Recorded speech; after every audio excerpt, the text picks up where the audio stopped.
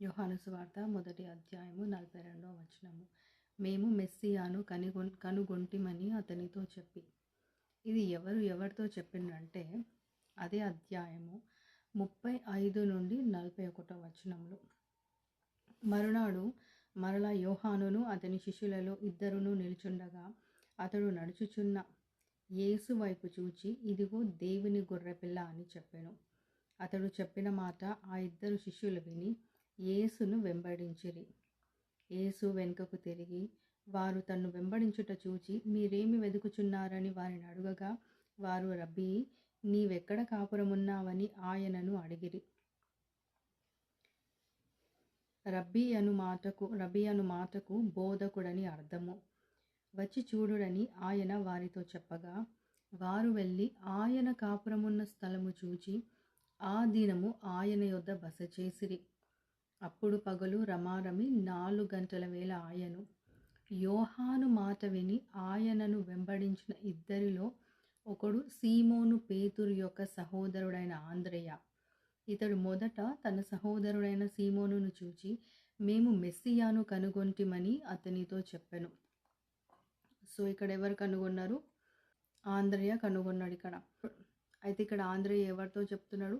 తన సహోదరుడైన సీమోనుతో అంటున్నాడు, మేము మెస్సియాను కనుగొంటిమి. అయితే వీరు ఏ విధంగా మెస్సియాను కనుగొన్నారు అంటే యోహాను వారితో చెప్పిండు. ఏం చెప్పిండు అంటే 36th verseలో, ఆయన నడుచుచున్న యేసు వైపు చూచి, ఇదిగో దేవుని గొర్రెపిల్ల అని చెప్పెను. చూడండి, వీరు యోహాను శిష్యులు. అయితే యోహాను ఆ యొక్క శిష్యులు తనకే ఉండాలని అనుకోలేదు, కానీ యేసు వైపు చూచి దేవుని గొర్రెపిల్ల అని చెప్పిండు. ఈయనను వెంబడించాలని చెప్తే వారు వెంటనే యోహాను మాట విని యేసయ్యను వెంబడించిండ్రు. అదే కాకుండా 43వ వచనంలో మనం చూస్తే, మరునాడు ఆయన గలిలయకు వెళ్ళగోరి ఫిలిప్పును కనుగొని నన్ను వెంబడించుమని అతనితో చెప్పెను. అయితే మరునాడు యేసయ్య గలిలయకు వెళ్తున్నప్పుడు ఫిలిప్పును నన్ను వెంబడించు అనగానే ఫిలిప్ కూడా యేసయ్యను వెంబడించిండు. అయితే అదే 45వ వచనంలో చూసినట్లయితే, ఫిలిప్పు నతనయేలును కనుగొని ధర్మశాస్త్రములో మోషేయు ప్రవక్తలను ఎవరిని గూర్చి వ్రాసిరో ఆయనను కనుగొంటిమి. ఆయన యోసేపు కుమారుడైన నజరేయుడగు యేసు అని అతనితో చెప్పెను.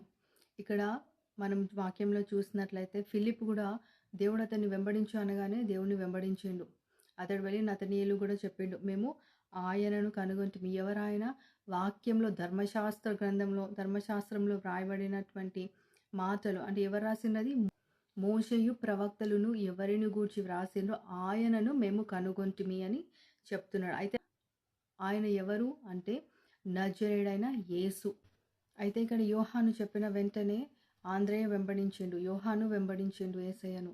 మరి యేసయ్య పిలవగానే ఫిలిప్ కూడా వెంబడించిండు యేసయ్యని. తిరస్కరించలేదు ఎవరు కూడా. నువ్వెవరో మాకు తెలియదు, మేము నిన్ను వెంబడించలేము, అద్భుతాలు ఇప్పటి వరకు నువ్వు చేసింది మేము చూడలేము అని ఏది కూడా అనలేరు. చెప్పిన మాట విని వారు ఆయనని వెంబడించిండ్రు కదా. అయితే ఈరోజు మీ జీవితంలో కూడా మీకు తెలిసిన వారు రక్షణ పొందకుండా ఉండిండొచ్చు. ఏ విధంగా అయితే వాక్యంలో వ్రాయబడి ఉందో, ఒకసారి మన జీవితాల్లో కూడా మనం చూసుకున్నట్లయితే మన జీవితాల్లో అద్భుతాలు చేసేది యేసయ్య. ఈ లోకాన్ని సృష్టించింది యేసయ్య. ప్రతిదీ ఆయన సృష్టించింది, ఆయన మాటతో సృష్టించినటువంటి దేవుడు. ఈరోజు మీకు కూడా దేవుడు ఒక అవకాశం ఇచ్చినప్పుడు మీరు కూడా ఇతరులను ఈ యొక్క వెలుగులోనికి నడిపించాలి. ఏ విధంగా అయితే జాన్ చెప్పిన వెంటనే ఇక్కడ ఆండ్రూ వెళ్ళిండో దేవుని వెంబడించడానికి, ఆ విధంగానే మీరు కూడా ఇతరులని ఈ యొక్క వెలుగులోనికి మీరు నడిపించాలి, యేసయ్యలోనికి నడిపించాలి. ఎందుకంటే యేసయ్య అన్నాడు, నేనే మార్గము సత్యము జీవము అన్నాడు. మరి నువ్వు రక్షణ పొందింది నీ మట్టుకు నువ్వు పెట్టుకోకుండా ఇతరులకు కూడా ఆ యొక్క వాక్యాన్ని నువ్వు చాటి చెప్పాలి. నీ వంతు నువ్వు చాటి చెప్పిన తర్వాత దేవుడే ఒకానొక దినము వారిని దర్శించి లేదా వారి కన్నులు తెరిచి దేవుడు తప్పకుండా వారికి ఒక నూతన జీవితాన్ని అనుగ్రహిస్తాడు, వారికి రక్షణ దేవుడు అనుగ్రహిస్తాడు. సో యోహాను ఏ విధంగా చెప్తే ఆంద్రెయ వెళ్ళిండో, దేవుడు పిలవగానే ఏ విధంగా ఫిలిప్ వెళ్ళిండో, ఈరోజు దేవుడు నీకు కూడా అట్టి అవకాశం తప్పకుండా ఇస్తాడు. నీవు కూడా ఎవరితో అయినా మాట షేర్ చేసుకున్నప్పుడు అంటే వాక్యాన్ని నువ్వు చెప్పినప్పుడు తప్పకుండా వారి గురించి ప్రార్థించండి.